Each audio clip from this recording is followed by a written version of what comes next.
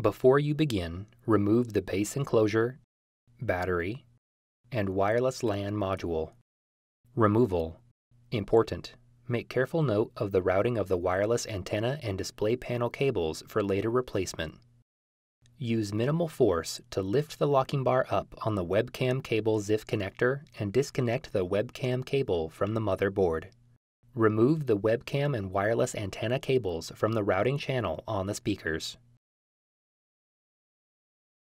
Use minimal force to lift the locking bar up on the display panel cable ZIF connector and disconnect the display panel cable from the motherboard.